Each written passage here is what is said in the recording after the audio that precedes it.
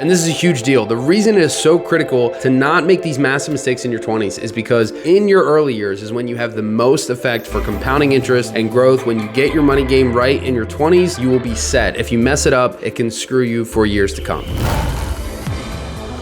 Hey, what's going on, guys? If you don't know me, my name is Sam Martin, the guy who went from being an awkward homeschool farm boy to making over $364,000 a year without a college degree or starting a business. And now I run a company called Winner Circle Training, where we teach people how to level up their skills, how to make more money, and how to build financial freedom through sales. Today, guys, I'm going to be talking to you about the 7 critical money mistakes to avoid in your 20s. So let's dive into this lesson. Money mistake number 1 that people make in their 20s is spending money to look cool and spending money to impress people that they don't even like. Now, a ton of people do this with cars, with nice stuff. They get stuff to flex on Instagram or to look cool, when in reality, it doesn't even matter. If you don't make that much money, which you probably don't in your 20s yet, that's fine, then don't spend a ton of money. And especially don't spend money on things to flex and look cool for people that don't even really care in the first place. Money mistake number 2 that people make in their 20s is they take on a lot of small monthly payments. And I will tell you guys, this is how they get you. Whether it's a subscription, whether it's a car payment, whether it's a bed payment, college payments, whatever it is, these small, seemingly insignificant monthly payments add up. When you say, oh, I can get this new car, it's 20 grand, but it's only $300 a month. The issue is you are encumbering yourself for years to come with these payments. You are spending into the future what you haven't technically earned yet. You are putting yourself in bondage to that loan for years to come when you can't even technically afford those luxuries yet. Don't get sucked in by the, oh, it's only X amount per month. Money mistake number 3 is not using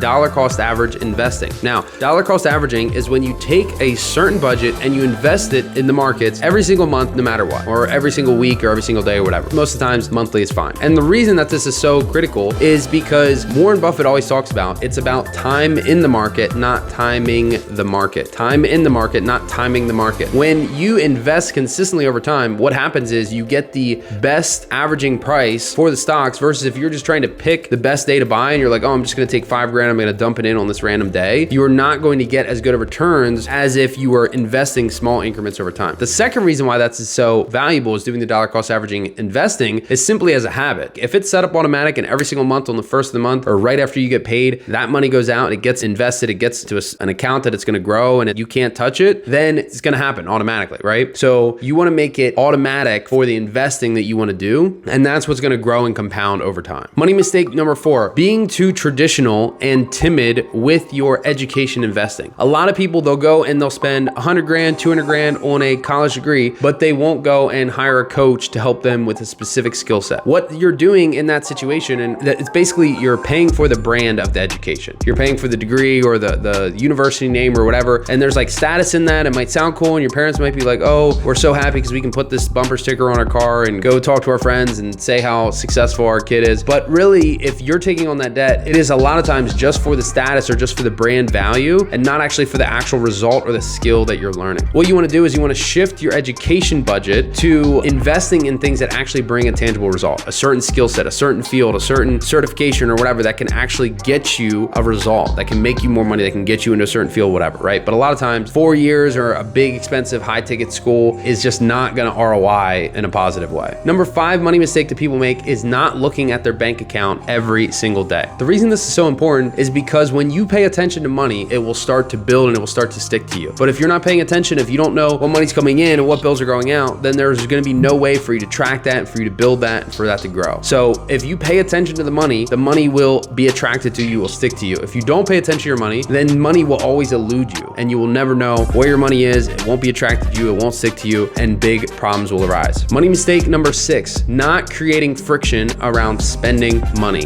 Whatever it is in life that you want to do more of, you want to make it really easy to do the things that you want to do more of. Whatever it is that you want to do less of, you want to make it really hard. You want to create friction to do those things, right? Now, when it comes to money, you want to get as much money as possible, right? And you want as little money as possible to leave you. So what you want to do is you want to create friction around that money leaving you. Maybe that's a certain threshold that you set your credit card to where it's like, I'm not going to go over this limit and it shuts off after a certain amount. Maybe you need the old school method where you literally take cash out of the bank and you give yourself $300, and once that $300 is gone, you can't spend any more money, and you have to survive off that money. And you restrict it, you constrain it so that it forces you to be resourceful, it forces you to be a better steward of the money, and it's a little bit harder sometimes to leave that money if it's in cash, or if you know, oh crap, like this is literally the last $20 I have until my car's gonna shut off and I don't have any other access to capital, right? So that's what you wanna do, is create restrictions around money leaving you so that it's harder for money to leave, and you wanna make it easier for money to come. And number 7 is, what would it be okay to spend money on in your 20s? Well, in my opinion, one of the best things to spend money on if you wanna have fun, if you wanna enjoy yourself a little bit, which is totally fine, is experiences, not products, not things. There are certain experiences that you're probably only ever going to do in your 20s, right? If you're gonna go travel around the world, live in a hostel, if you're gonna,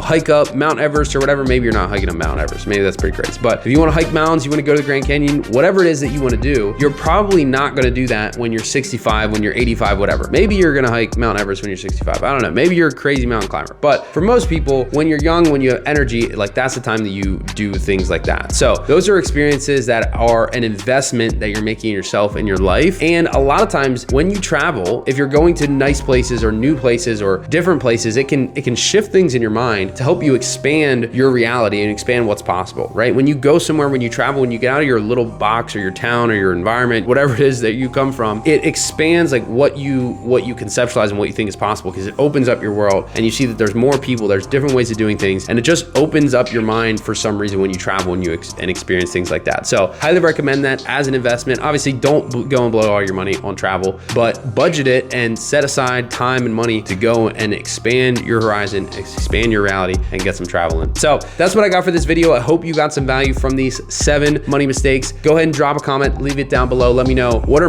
money mistakes that you see people doing and that pisses you off, or what are some things that you've implemented in your money game and your budget to help you level up faster. With that, guys, I'm signing off. Go ahead and smash the like button, subscribe, and I will see you on the next video. Remember, don't just listen, implement.